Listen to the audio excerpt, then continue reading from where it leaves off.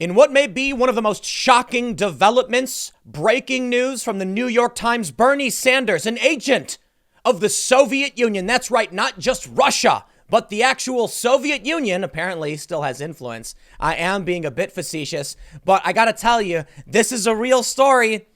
As Bernie Sanders pushed for closer ties, the Soviet Union spotted opportunity. Previously unseen documents from a Soviet archive show how hard Mr. Sanders worked to find a sister city in Russia. When he was a mayor in the 1980s, Moscow saw a chance for propaganda. Ladies and gentlemen, we now have definitive proof from the Gray Lady herself, the paper of record, the New York Times. Bernie Sanders was being courted not just by Russia, but the Soviet Union, dare I say. The Red Scare is on, ladies and gentlemen. Okay, let's calm down for a minute. This is some of the most absurd garbage I've ever seen. They do the same thing to Trump. I am no fan of Bernie's policies. And I can certainly question Bernie's judgment in talking about Cuba and Venezuela. Yes, and yes, the Soviet Union. But on the surface, am I supposed to be really angry that Bernie was trying to generate better ties with a country that we were potentially on the brink of nuclear war with?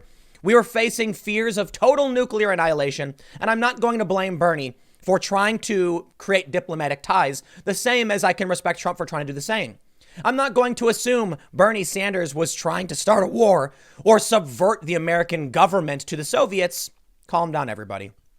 I can question his judgment. But on this, I don't have a lot to say. In terms of what the goal was in finding a sister city in Russia, definitely questioning his judgment considering the height of the Cold War.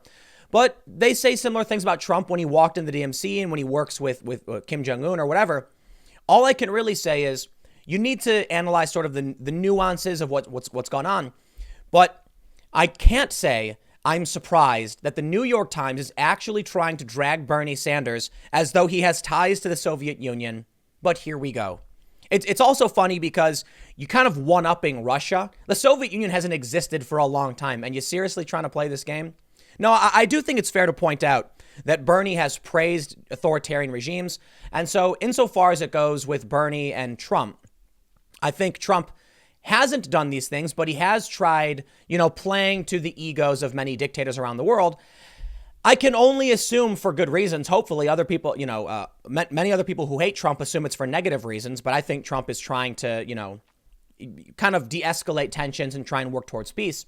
I would have to be fair and say similar things towards Bernie. But the problem with Bernie is that he has praised authoritarian dictatorships to a certain degree. Now, of course, Bernie condemned authoritarianism.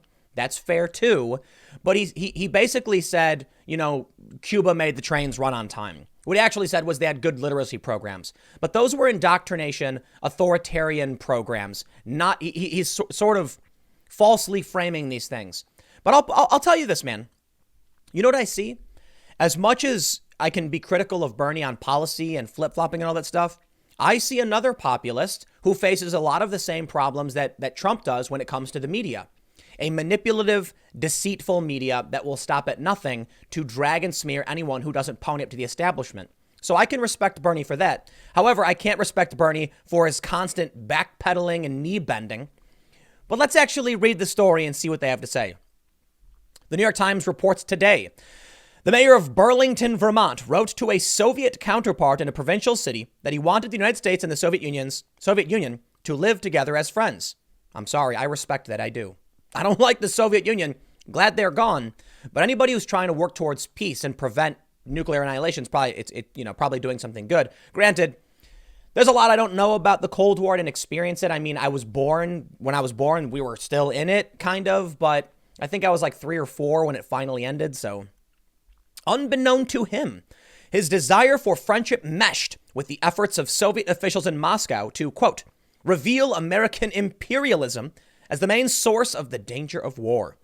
That mayor was Bernie Sanders, and the story of his 1988 trip to the Soviet Union has been told before, but many of the details of Mr. Sanders' Cold War diplomacy before and after that visit, and the Soviet effort to exploit Mr. Sanders' anti-war agenda for their own propaganda purposes, have largely remained out of sight.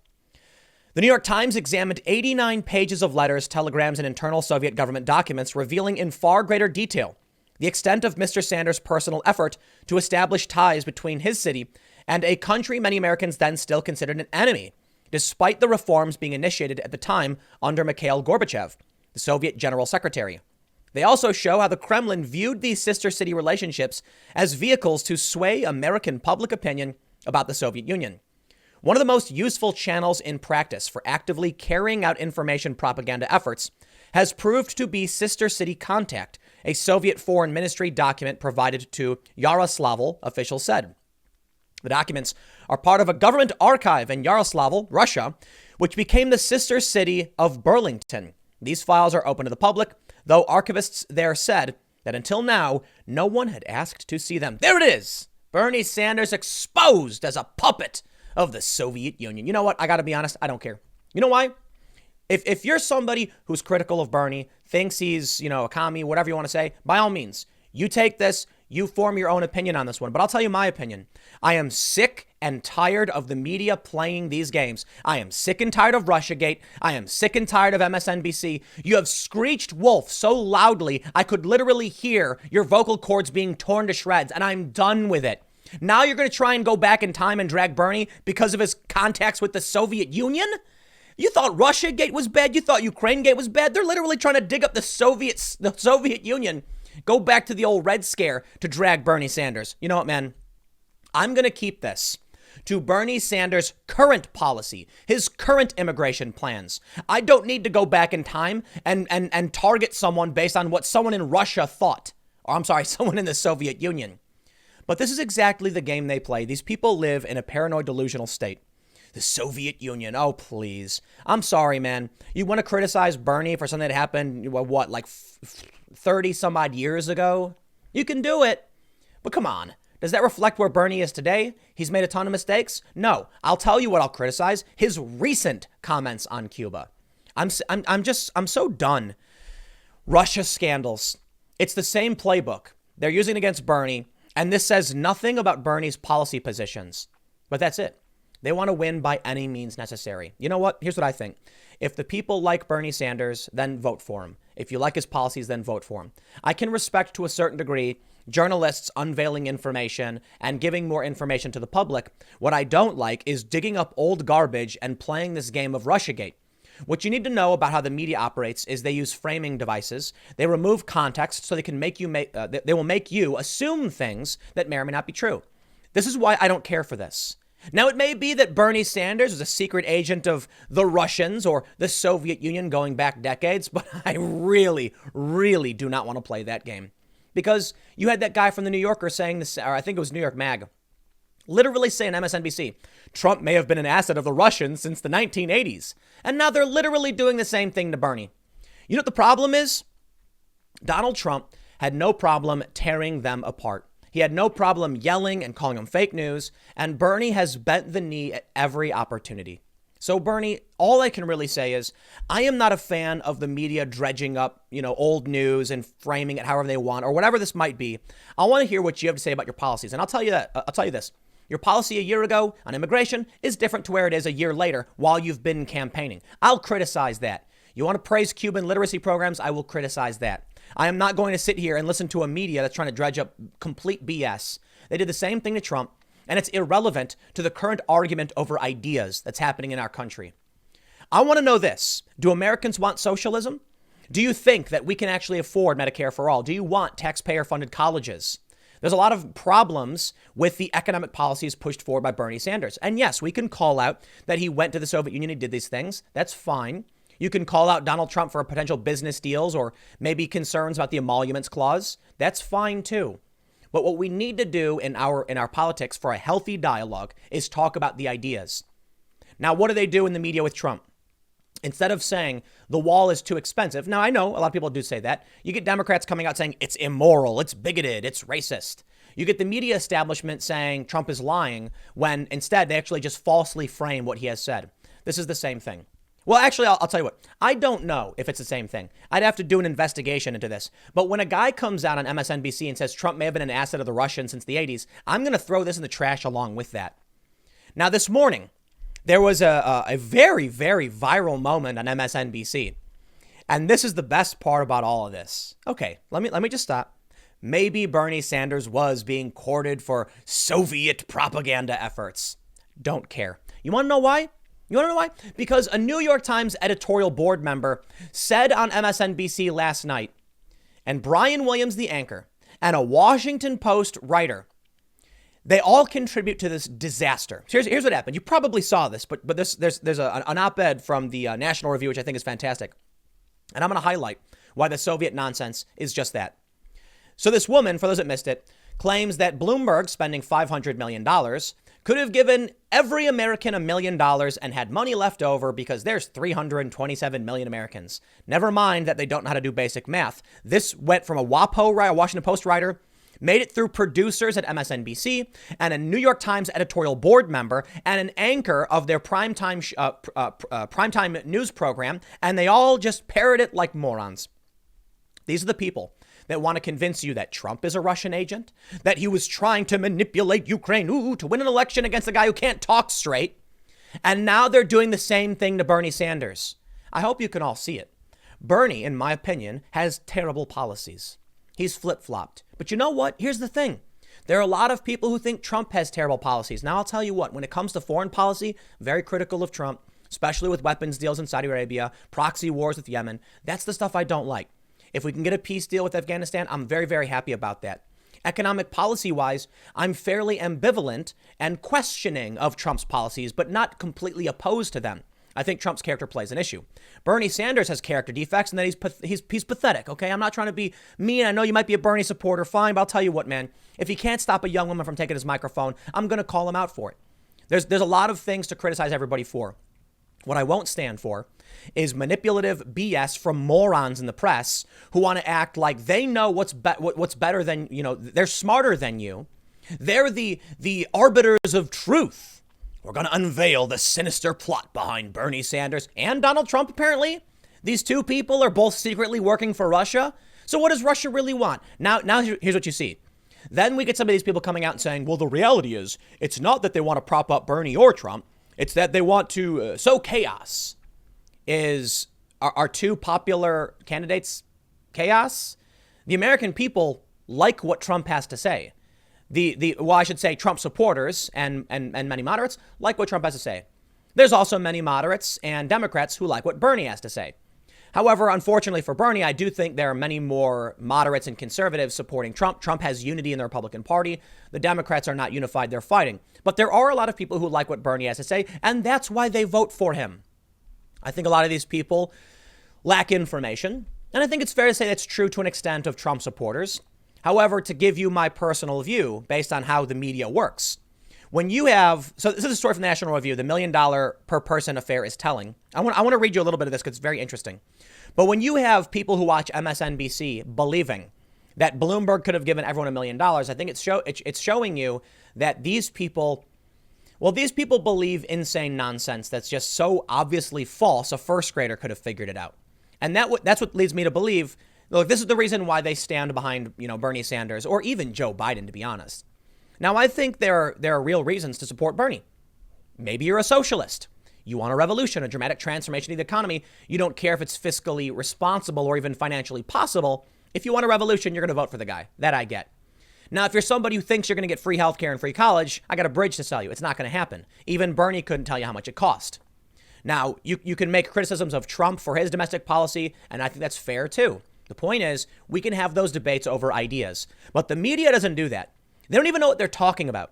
So when you get a left in this country, a resistance that listens to this, what do you think they're going to believe? They're going to come away from the New York Times literally believing that Bernie is an agent of the Russian government, and it was a prank. Like, there are these I think these Russian pranksters did a prank where they called Bernie and said, we believe it to be Bernie. I got to give that caveat. And they said, when you went to Moscow, you were programmed to serve, the efforts of communism, whatever. It's like, dude, I don't care if Bernie went to Russia. I don't care if Bernie went to the Soviet Union. I don't care if Trump did. If Bernie comes here and we have reason to believe he's trying to subvert democracy or do these things, call him out for it. But more importantly, you don't win arguments by screaming commie at them. Apparently, it does work for some people. But I think, at least for me, the way we win is by challenging Bernie's ideas, because I think they're bad ideas that make no sense. Trump has ideas I kind of disagree with, but can understand. And that's the big challenge between the left and the right. The moderates, individuals like me, I'm not a particularly conservative person, but I look at Trump and I'm like, that's more understandable for somebody who's just like a regular American, right? There's a reason why I bring up the $1 million thing, and I want to read this back for you.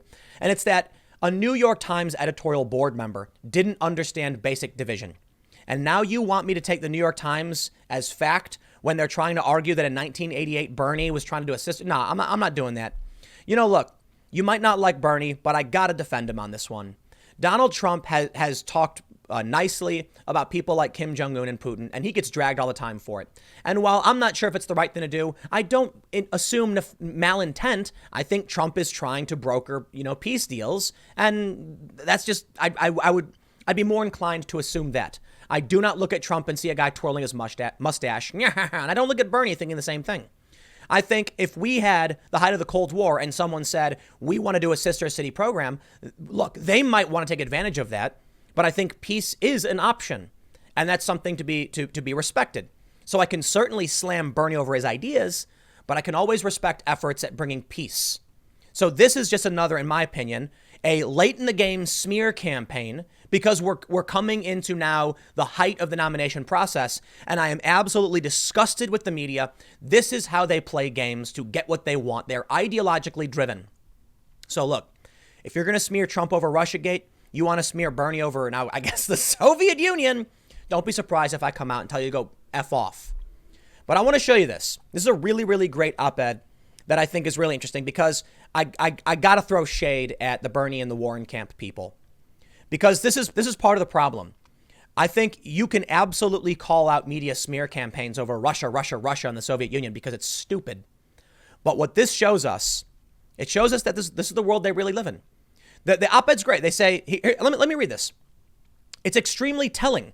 This right here is why so many left-leaning Americans think the billionaires can pay for everything. It's why Elizabeth Warren was enthusiastically boosted by the media despite her ridiculous pretense that she could pay for a series of gargantuan initiatives without raising taxes on anyone but the extremely rich. It's why Democrat after Democrat promises not to raise middle-class taxes while promising programs that require the raising of middle-class taxes. How did this bad tweet make it onto TV to be endorsed? And it was a woman who had less than 2,000 followers, but somehow somebody found it, put it on TV. Why did Mara Gay agree with it? Why didn't Brian Williams notice? Because the people involved in this clip thought it was true. This is how they see the world, but it's not true, not even close. Forget the million for a moment and make it Andrew Yang's 1,000 instead. Would that be possible? Nope. If Michael Bloomberg were to try to achieve what Andrew Yang promised, $1,000 per American per month, he would be able to give every American about $183 in the first month before he'd have $0 left. To make it through a single month, he would have to be 5 times richer than he is. And after that single month, even at 5 times his current wealth, his fortune would be completely and permanently depleted. Elizabeth Warren's unconstitutional wealth tax topped out at 6%. Filter Bloomberg's money through that tax, and you get $11 per American per year. There is still no such thing as a free lunch. If Americans want expanded services or a monthly stipend, they are going to have to pay for it themselves. There is no billionaire out there who can do it for them. That's the issue I have with the far left. I've never been a big fan of universal basic income, but I did like Andrew Yang for a variety of reasons. Notably that he was talking about automation as a serious problem, and he was proposing essentially a VAT tax on massive corporations, which would then be used to pay for some benefits. It didn't sound perfect, and I have been fairly decently critical of the proposal, but I thought it was worth talking about. These are ideas we need to address for a few reasons. Notably with Yang, let's have a conversation to talk about why this doesn't work. I personally don't think UBI could work because of rapid inflation, and you'd have a bunch of people. If everyone has $1,000, how do you actually provide resources in exchange for labor, right? All money does is represent trade value. So if you have that value already, then how do you actually convince someone to do work for you in exchange for that value? It would diminish the value of that money, let alone the idea that it would cost trillions of dollars. But the point is, I'll wrap this one up. Look, man, maybe there's something to this Bernie story. And if you think so, you're free to criticize me and say I'm wrong about this one. Bernie is a commie and all that stuff. That's absolutely fine. I'm not paying attention anymore. I'm sick of it. I will criticize the media all day and night when they do this instead of talk about real issues. I will criticize the Democrats for the exact same thing. Don't come to me screeching about Bernie Sanders being a propaganda tool for the Soviets. I don't want to hear it. I don't. Bernie Sanders recently praised Cuba, defended it, doubled down, and tripled down. I'll talk about that. You want to complain that in 1988 Bernie was trying to broker some kind of like diplomatic deal between his city and something in the Soviet Union? I can say fine. For a lot of reasons it was a bad idea. Sure, whatever. I'm not old enough to really know the context to actually be that critical of it if Bernie was just trying to be diplomatic. What I can say is the media digging this stuff up at the very last minute, I know why they do it. You know why they do it. It's the same thing they do to Trump, and it is not how I want to see this country move forward. Because I want to see a country where we say straight up, in no uncertain terms, I, Tim Pool, think Bernie Sanders has bad ideas. I think he's flip-flopped on immigration and the Second Amendment, and I don't necessarily trust that he's going to do right by Americans. I'm not convinced Trump would either. But at least we can talk about the ideas they're presenting and what they will offer the American people. You want to try and impeach Trump over Russia? I'm going to roll my eyes and tell you to shut up. You want to dredge up old nonsense about Bernie Sanders? I'm going to say the exact same thing to you.